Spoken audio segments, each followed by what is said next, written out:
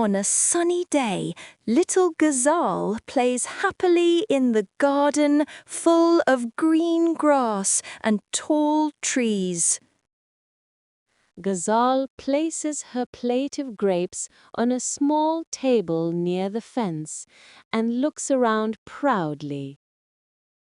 She picks up a white stone and writes "G, G, G" on the ground, smiling as she practices the sound. Gazelle holds a small stone and starts a skipping game, laughing as she jumps. Suddenly, she hears a strange g, g, g, g and begins giggling. Gazelle sees a funny goat near the fence.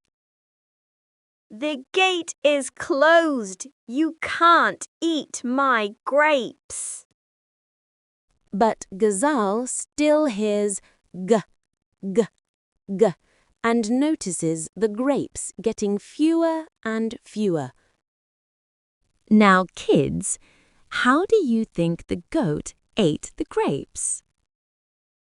In the garden, green and bright, Gazelle played from morning light. She had some grapes upon a plate.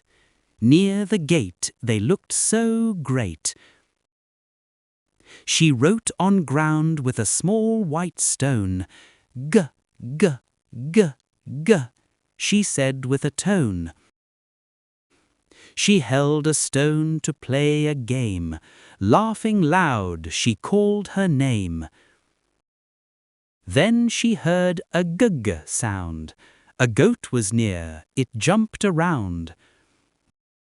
"My grapes," she said, "you cannot eat." But the goat was sneaky, oh so fleet.